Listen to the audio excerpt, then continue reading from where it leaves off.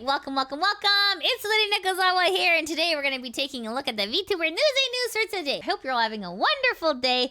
Let's just jump into it. First thing on our Vtuber news docket. So this is on the virtual YouTuber subreddit, and this is posted by Dukes of Flukes, and it says, Yuko Yurei, what really happened? I feel like the truth needs to be heard. Please respect the privacy of Yuko and the people surrounding this. I have censored their names on PL accounts involved.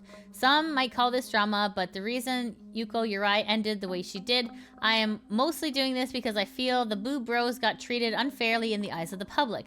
Mods, delete this if you must, but I believe this clears all the rules. I don't think this is petty drama since it involved the graduation of a talent. First off, I would like to say I was briefly part of Yuko's fanbase as a lurker. I joined right before her hiatus and quite enjoyed her content. I membered to her and didn't mind her GFD shtick. I thought she was really talented, and I found it interesting to see how invested she was in the lives of her fans and much she interacted with them. Then everything fell apart in the blink of an eye. I joined the Idol fan Discord to see if they knew what was going on. I was thrown into a rabbit hole that was an emotional roller coaster. I read and watched almost everything that happened up until this point. It really affected me. It really hurts to know the truth sometimes. I watched as people laughed and criticized her fans without knowing anything. To start out, I would like to discuss what Yukio's content was like. No, I will not post members' content out of respect for Yukio. Yukio was not your normal GFE streamer. She took it to the next level. She described how she didn't want a parasocial relationship with her fans because she actually wanted to get to know them. She would ask for morose frequently, ask about people's days, write member posts on her days, share very personal stories, and constantly push boundaries of how close a streamer could get to her fans. This started out slowly and began to build over the months of her time at Idol Corp. Then she began to say she loved them. She would constantly make references to being their girlfriend on a very frequent basis, not just in role-playing streams. Fans started to admit their feelings for her. Some were concerned as they knew it was fantasy that could ever be fulfilled. They asked her if it was okay to love her. She said that's what she wanted. They asked if it bothered her that people were obsessed. She said that's what she wanted to encourage. She did all sorts of content with GFE sprinkled in everywhere. She would do very explicit ASMRs and even indulge herself while doing so. I don't know what that means. Maybe eating chocolate. I don't know. She even accepted receiving tributes. Look this one up yourself. She made her donathon goals very explicit, with some goals reaching as high as $20,000. Oh my god. Even after reaching her top goal, her fans continued to contribute. She made $34,000 by the end of the donathon. Continuing on after her donathon, she would continue to love bomb her audience and hype up the rewards, especially spicy ASMR, which was promised to be her most explicit one yet. Oh goodness. One of the phrases she would use on occasion is honesty is the best policy. She promised to always be honest with their fans. Her fans loved her. Despite this, people would anti her fanbase consistently because they thought they were GFE degenerates. Most of this hate came from her supposed PL fanbase.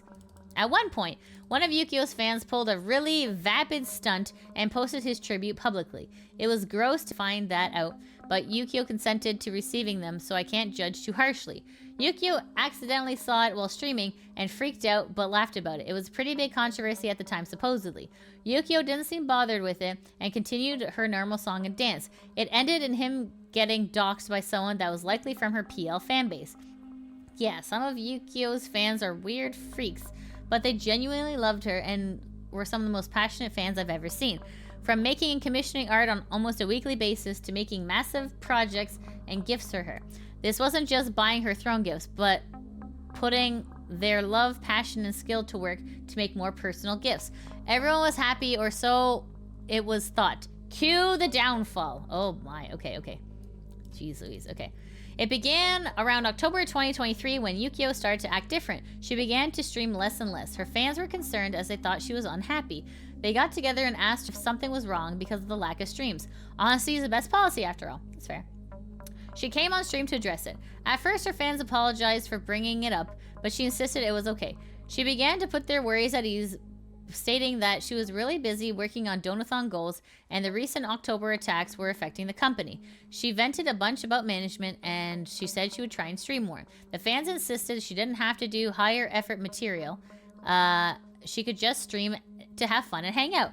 The rest of October was met with less streams as her fans began to expect. Her fans never wavered their support, and even in these times. They were a little worried though. Something was off. This is when I joined, funnily enough. Come November, the Rio Run situation occurred, causing a massive amount of stress to the talents and the fan base. Yukio went silent for the day. She apologized for not saying anything, but it was obvious that it affected her, and she was fairly close to Rio. Later that month, she did a members stream where she discussed how happy she was being where she is, and she has no regrets doing any of the explicit streams, and she liked doing them.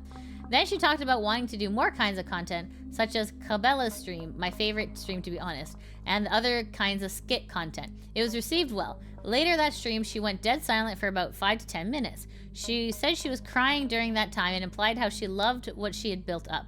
I think the fans thought it was strange, but I wasn't paying attention at the time. Later on, she discussed getting a new laptop from management so she could stream on vacation. She said she knew how much people would miss her streams with her taking so many vacations recently. December came. She was love-bombing the audience more than usual and sending tweets about how she always loves her boo bros. The December streams did not last long as soon as she found out that she was accidentally... Oh, no! Oh, okay, she was accidentally, how do I say this nicely? Oops-a-daising on Afrin, which is causing her fairly annoying sinus issues, and she was likely suffering from other amounts of side effects from that withdrawal. She came back and did another member stream, hyping up her spicy ASMR, and decided it would be fun to shop for, oh no, quote-unquote toys on stream. Even her fans were shocked by this, and seemed to enjoy it. She talked about her feelings for the rest of the stream, her usual ramblings that her fans had come to love. Christmas came, she did a few fun skit streams before leaving for vacation, where she said she would try to tweet a bunch for her boo bros. She did one laptop stream on her vacation, and fans expected she was busy with her family. Then shortly after Christmas, it happened. The action that would completely change the trajectory of her career and inevitably lead to the collapse of the once loved Yuko Yurei. Okay, here it is. Christmas had come and gone. Yukio decided to recreate her past life account on Twitter after tweeting something vaguely bad was happening within Idol, but that eventually things would be, quote, so back. When that was happening, word spread on Twitter, 4chan, and the fan Discord that her PL was back. Fans were worried but went on to support her anyways. It didn't matter where she went, they would follow. She hinted at reactivating her PL account in the members post. If you had a keen eye, you would have picked up on it.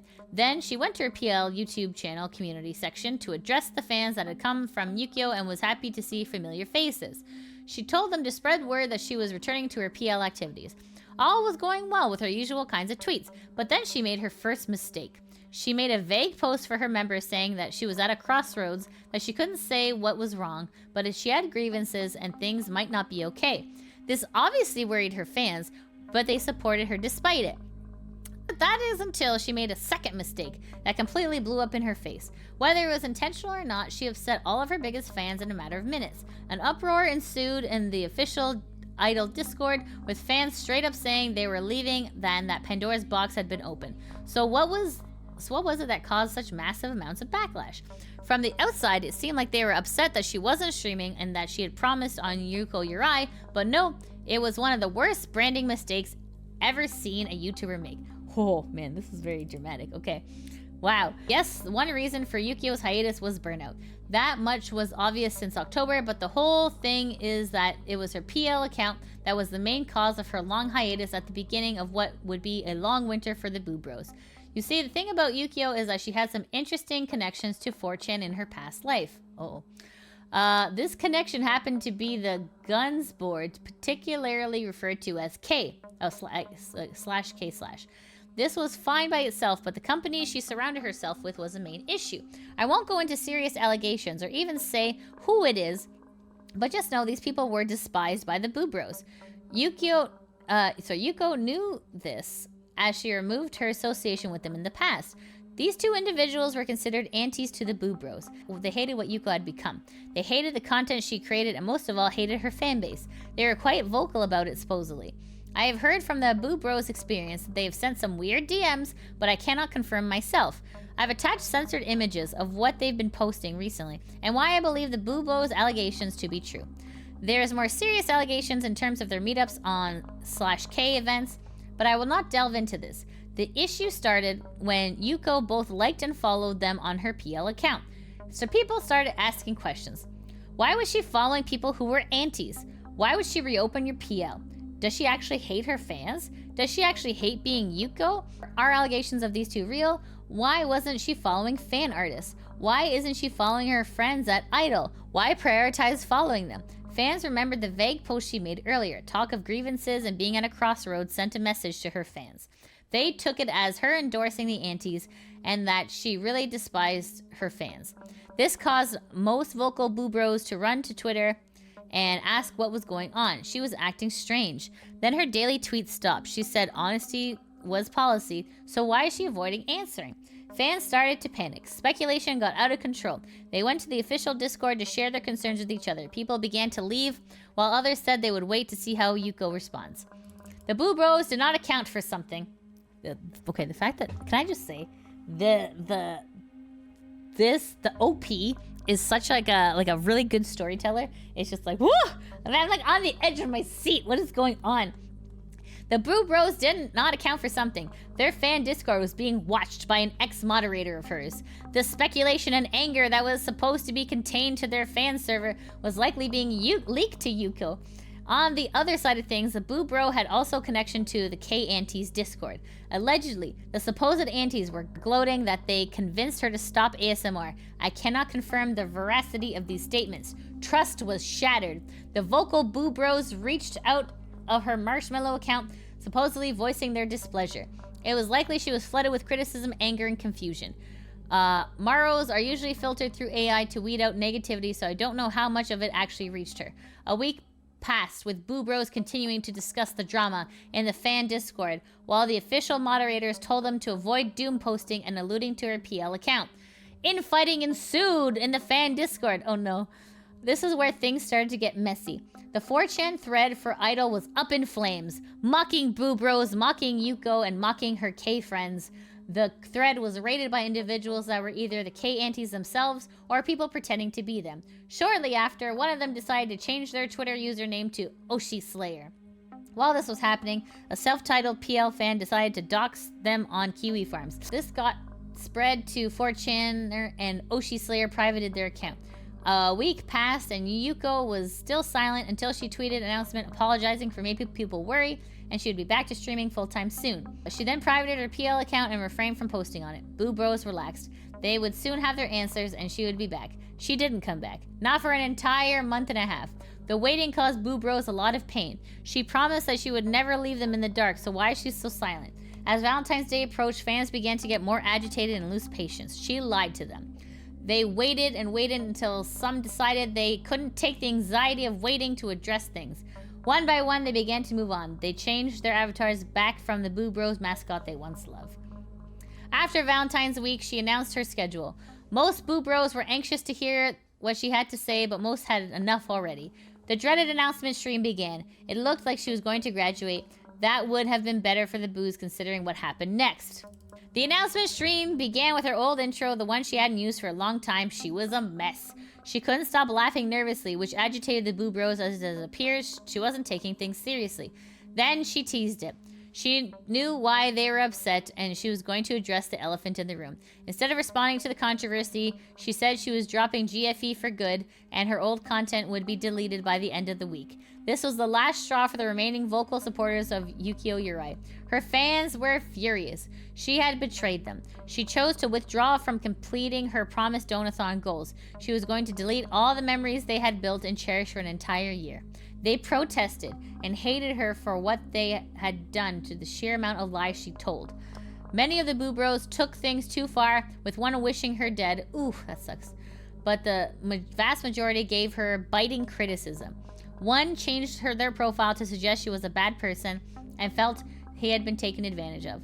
Most of her attached fans told her they were leaving and that they were disappointed with how she handled things. I mean, that's fair. They left. Stream after stream, her fans were calling her toxic, psycho, freak, degenerates, incels. They were called too parasocial, despite Yuko being the one to encourage it until the day she disappeared. Then Yuko deleted most of her content. 1 hour later, instead of the week she had initially said. Whoa. Fans tried to defend themselves, saying how betrayed they felt, but she had just deleted all evidence of her being the one pushing them to be parasocial. to be honest with her, for her to be honest with them. It was messy. Fans wanted an apology for retracting donathon goals. They wanted an apology for her lying about so much, for hurting them emotionally, and for handling of the stream in front of the most live viewers she ever had. She never apologized and only decided to address the issues in a member stream 1 week later. Oh man, okay. In this stream, she admitted she hurt people, but never apologized. Her explanation for quitting GFE was that she was getting stressed and had burnout. Then she decided to push the blame onto some of her fans. Oof, uh-oh. She said she wasn't getting enough support for her other content and that people only wanted ASMR were stressing her out. This was a flat-out lie. If you saw what her fans were saying in the comments and every member post of every video stream she did, it was all positive. Now it could have been that the complaints were sent via Marshmallow, but the issue with Marshmallow is that it's anonymous. Anyone can say anything without repercussions. This invites bad actors to join in and stir the pot. It could be possible that Yuko faced a torrent of harassment from bad actors, but I don't know. Nobody does. From the outside, all I saw was positivity. Later on in the stream, Yuko briefly suggested that people not make fun of her fans that left, but the fact that she was still following the people that did make her message appear insincere. The now ex-fans took her deleting her lies and blaming them for her change in content is blatant gaslighting. It's frustrating because I get it. I saw the members' post she was making. I saw how up to the day she disappeared, her fans worried about her well-being. I remember one of her last members' stream, a bunch of boo bros were asking if she's still comfortable with her behavior, with the content she made. She enthusiastically said yes each time. I feel like I'm taking crazy pills. I saw it with my own eyes, but I don't have proof to back it up because it was all deleted by her. It will always be the boo bros who look bad in the face of the public. Yuko controls the narrative. Eventually, Yuko began to feel the consequences of her actions. Weeks of donations being almost nothing. The people who claimed to support her content shift had barely donated a penny. It was to the point where she had to stream complaining about her stress, getting to the point where of almost having a panic attack. This is where she cried about potentially having to go work a normal job like Starbucks or Walmart. Unfortunately for Yuko, a scorned ex-boo bro or troll decided to leak the clip to 4chan. This got picked up by banned VT memes and went viral. Banned VT memes seemed to have sided with the fans and provided a bastardized version of events to the likes of thousands of Twitter followers while being slightly inaccurate. Despite this, her biggest ex-supporters either just corrected some details and confirmed the rest, but had nothing else to say as far as I'm aware. Yuko pretty much stopped streaming after this event and decided to graduate. She has now reopened her PL and kept following the K-Anties that started this all. They decided to appear on her PL stream and donate $100 worth of bits. Yuko ignored them completely. Additionally, Yuko has now attempted to complete her donathon goals that she promised, with the exception of the spicy ASMR, which is a top goal worth thousands of dollars. Oof. She decided to mock the idea that she promised long ago and made a low-effort video that was 15 minutes of her eating noodles. Most of her biggest ex-supporters didn't care, but few people came to laugh and a bunch criticized her heavily for pulling out such a large donathon goal and mocking the people who paid. The comments are disabled on the said video. Finally, Yuko has not explained why she's graduating and she said she doesn't know. To me, it's pretty clear. Some thoughts. The situation was handled very poorly by Yuko and is an interesting case study into VTubing scandals. Okay. I am reminded of Nyanner's scandal that happened a decade ago. At first, I thought the Boo Bros were crazy when this whole event kicked off, but I did digging to find content and I found myself in miasma of emotion. It certainly looks like a betrayal to me. I would have dug into Yuko's side of the story, but she never gave it. She just ignored it. I won't support some of the accusations that were made towards her K-friends, as the evidence is shaky, and I don't like spreading criminal accusations without sufficient evidence, even if there's a lot of suspicion around it. I mean, that's fair. The Boo Bros definitely pushed her away with some of the discourse they had in the fan server that was meant to be contained. That being said, I think Yuko was irresponsible and hurt a lot of people. It hurt me to see her fans done dirty. It is even more frustrating that so few people know what actually happened. Granted, there probably were a couple of bad apples, but does the whole audience deserve to be thrown in with the hatred of the few? Always be careful about what you like and follow on Twitter. Remember, it's public. It hurts to see Yuko get supported while the Boo Bros are scorned and hated. It was never that simple. I wish it could be as simple as there being a victim and a villain, but more often than not, it is complicated. Wow. Okay. So this is, sorry. So let me just, so this is the VTuber in question. This is Yuko Yurei. Okay. 18 plus artist was followed by Yuko's PL. I understand. Okay. I understand the screenshot. Took me a minute. Hey, Boo Bros busted. Oh dear. Total bro death. I guess the bros are just ghosts in the wind. Oh dear. Busted, broken even. They've booed their last. Forever a ghost in the wind. Nothing but a shell left now. Only there to endure and watch. They do like to watch. Ooh. Ooh, that comes off as a bit cruel. Oh my goodness. Wow, wow, wow. Ooh, okay. So, that was quite an in-depth... I felt like... You know what that felt like? It kind of felt like a VTuber documentary that we just read over. The fans dished out so much money when it came to the Donathon, right? And the hope is, you know, that the person delivers on what the Donathon goals are, right? Because, like, and if you're not able to, then you know, like, then refund it. Be like, hey, sorry, oops, you know, like, can't do this anymore. Here's your refund, I apologize, right? But, like, sometimes when they're, you know, when you take the money and you don't do the Donathon goal, it kind of feels like you've been scammed, right? Like, so I can understand what the fans are feeling, because you're like, what the heck? Like, we had a deal, right? So there's somewhere in the middle. The truth is somewhere in the middle of whether or not, like, who's in the right. It's a very gray situation, to be honest with you. It is super tough. It is super tough to make a judgment call, especially since you weren't in the trenches with these guys, right? So it's really hard to know. And anytime, I will say this, as a VTuber, anytime GFE experience, so GFE is girlfriend experience, anytime you involve, or girlfriend or boyfriend, like GFE, BFE, whatever, right? Anytime you involve that type of content, it's a dangerous game. It's like, if it's a dangerous game, mostly because people's feelings can get hurt. Long story short, thank you so much, Duke of Flukes, for this deep dive into the controversy and into the other side. It's really good to see. I mean, like, and obviously if Yuko Yurei has their own statement, we'll definitely report on that. But this was, from what it sounds like, the fans' perspective of what happened. On to our next piece of news. This is from the Hololive subreddit, and this was posted by Dry Relationship 949, and it says LA Dodgers and Hololive collab. Okay, so this is, look how cute this is. So it's Friday, July 5th. So why are we talking about Friday, July 5th? It is the birthday of Shohei Ohtani. So he was born in Japan. They're number 17 on the Dodgers, and they were born on July 5th. So it's really big deal in Japan. Japan really loves baseball, and this is like a really big deal. This is a really big deal collab. I posted it on my YouTube community page. All right, so let's see what the peeps on YouTube got to say. And here it says, given how much the Japanese fan base loves baseball, I'd say this makes much more sense. Yeah, I agree.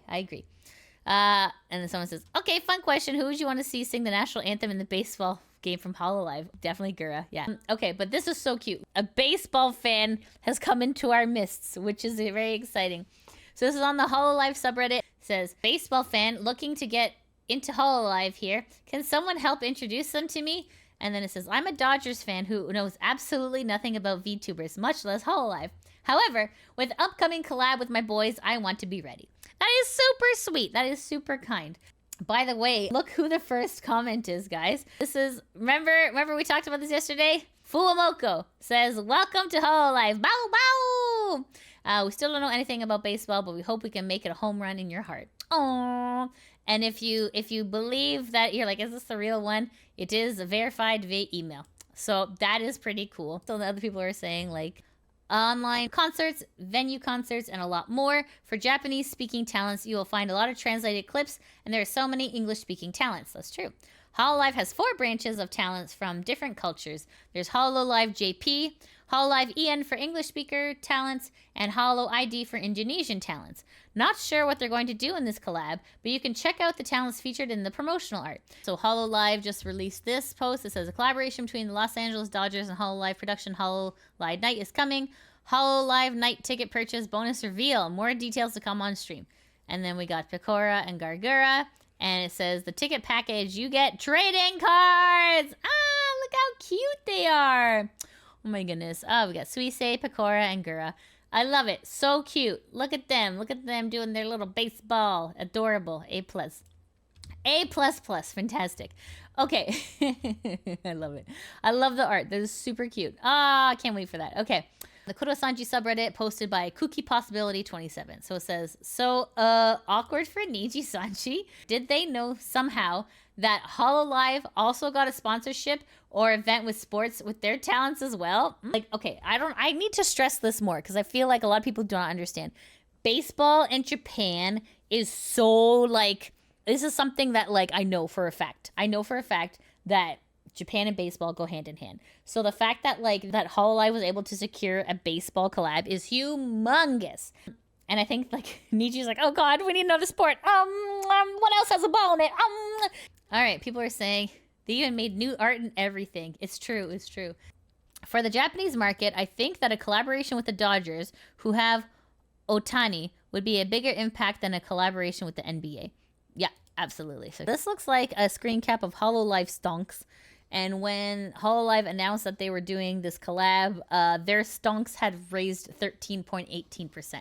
So that's what I'm looking at. But today was the day that the announcement was made. So 9 a.m. is when the stock market opened, and then the announcement came, and then it went up 13.18%. So here's that number, the 13.18. So yeah, so 201 points, I believe. So that's, yeah, so that is what we were looking at. Okay, I was like, I don't know how to read. Anyways, super exciting. It's cute, and I'm sure it'll be a lot of fun. So anyways, on to our next piece of news. We have, okay, so this is Carrot Karomi from MyHoloTV. Carrot is having a graduation stream. Yes, here's a graduation waiting room, and I believe it's happening now-ish. Remember that this is a company graduation. I will still be here as a VTuber, just not as Carrot. Okay, so then 1 hour ago she posted, thank you for letting me be Carrot Karomi for these past 2 years. Actually, 1 year and a half, but let's round it up. I will always cherish these memories. This is not a final goodbye, but a see you soon. Oh, look at this beautiful artwork. What's so sad? Oh, it's always so sad. On to our next piece of news here. We have, okay, so this one, I cannot show you big pictures because I do not want Twitch to ban me. So this is from Ebiko Shrimp, and this is Ebiko Vtuber. So she says, where? Show me where. Give me a timestamp. When? Which VOD? What was the demon outfit from Wednesday? It's not fair. It's not far off from my OG outfit. Why would it be? I have seen people in less. How can I move forward when I'm left guessing Twitch support? Okay. Hello, Ebiko. Twitch is committed to keeping our community safe for everyone. And as a part of that, we require all users to ensure that anything shared on their account abides by Twitch's terms of service and community guidelines. Based on a review of your activity or content, we have issued a global suspension on your account.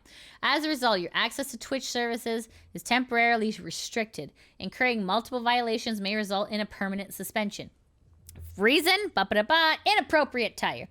Uploading content or streaming yourself, co-hosts, or guests wearing attire that violates our nudity and attire policy, when they have a link there, including showing visible outlines of or exposed underbust. Examples of violations conducted include, but are not limited to, featuring someone that is wearing a Speedo or a bikini while cooking, featuring someone that is intentionally exposing clear, visible bulges or outlines of their, or using an augmented reality avatar on stream that has insufficient coverage. And it says where the violation occurred, on stream or VOD. Well, we don't know when, but it happened. Suspension length, 1 day. Okay, I mean, I guess that's good. Access to our services will be automatically restored when a temporary suspension is served, but the strike will remain on your account. So super vague, not super clear.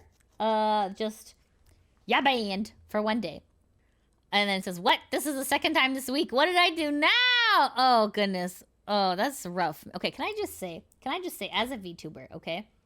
I understand this lady's pain because you have to, like, it's not like an IRL person who just, like, you know, like, walks to Walmart and, like, puts on a different shirt, okay? As a VTuber, you have to, like, commission not only, like, okay, you have to commission a concept artist. You have to commission an actual rigger. You have to you have to commission, like, there's like 3 sets of people that you gotta pay in order for you to change an outfit, okay? It's a big deal. It's a big deal. And, like, for, like, Twitch to just be like, nah, you're banned. Like, that's really sucks. That's a lot of money lost. That's a lot of time, a lot of frustration. It is terrible. Absolutely terrible. Someone said, when it's like that for a single day to 7 days, it's typically an automated response from people mass reporting someone when they're live. Really? Oh, that's good to know. Wow. Oh, goodness. I know 3 VTubers that suffered the same fate. One of them not so very long ago, just this month. They've all been suspended for 7 days each. It is tough. Man, it's tough being a VTuber out here, okay? Support your Oshis, guys. Like, this is rough. Anyways, on to our next piece of newsy news here. Okay. All right, we have some excitement. OffKai is coming, and people are super stoked about it. And here's just some funny stuff from OffKai.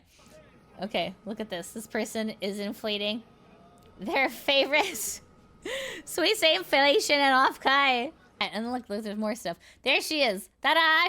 She's huge. She's huge. Oh my goodness. Sui takeover. The comet has officially landed. If you're attending OffKai Gen 3, come to the corner of the atrium to view the 10-foot inflatable Sui Mochi. If you took any photos, use the hashtag Sui takeover. She's almost as tall as a tree, guys. This is huge. That's big VTuber love right there. That is big VTuber love. Okay. Okay. And here, this person, Speed Hunter, says, stop by the Filian is lost standee to get some ribbons. It's in the atrium. Can I just say, ribbons are so cool. Like, American conventions do this ribbon thing where, like, you can collect ribbons. Canada, I mean, not so much. I mean, a little bit, but not as big as America does. America has ribbons, like, everywhere. Anyway, super exciting. And then this is from Kira. It says, I found Mint chatting with her Oshi during OffKai. Ah, how cute is this? The little standees. I love it. Is she wearing Crocs? Yes, get it, girl, get it. So cute. Okay. All right, on to our last piece of news. Okay, so this is on the Kurosanji subreddit posted by Slimer Guy 12. It says, regarding Victoria Brightshield's break. So we did talk about this. So Victoria Brightshield was excluded from the NBA collab that Nijisanji was doing. And then she essentially went on Twitter and was just pretty much saying her disappointment about how she wasn't involved in that collab. And now she's on a break. So one could say, I wonder if the two are related. So let's read into this. Okay. So Slimer Guy says, I see a lot of people reacting to Vivi saying she's going on break from June 2nd to June 8th. And a lot of people specifically saying that she is stealth suspending because of her recent tweet. I mean, fair. I mean, no, considering Nijisanji, it's a fair assessment to make. And this is those being tweeting and about dissatisfied by not knowing about the NBA collab and her retweeting an image with Mint and Doki in it. And then here it says, I want to bring attention to the fact that 13 days ago, during a stream titled Crow County Part 2, it's summer 1990 and it's still my turn. And at the 2 hour and 52 minute mark, she states, I have a quest that I have to go on in early June, so I'm going to be away. Okay, interesting. So it says the stream happened before any of those tweets happened. Of course, we can't rule out the possibility that the break is still some form of suspension from earlier, or that any color has taken disciplinary action against Vivi for those tweets in other forms. But I wanted to make it clear that whatever break she was taking in some form, it was planned before today. A lot of times we have to jump to conclusions, mostly because we're not given all the information, right? So it's good to know that this was planned about 13 days ago. So, I mean, unless she did something 13 days ago, which probably not likely. It's good. Yeah. So Slimer Guy, thank you so much for keeping us accountable. That's a very good point. It's easy to jump to conclusions when Niji's involved because Niji's inherently pretty evil. So, yeah. Okay. Good to know. Thank you so much. Let's see what people are saying. This person says, WWW Lord says, point is, no one believes anything because Niji has a history of discussing suspensions as personal leaves. Whether it is truly a personal leave or not, it does not matter.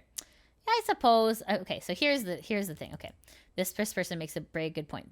Dastardly Riley Lash says, the real problem, we simply cannot take Niji's word at face value because they've openly lied to us before. So everything's treated with an air of suspicion, even if it's actually completely innocuous. That's true. It's fooled me once, fooled me twice. I can't get fooled again principle.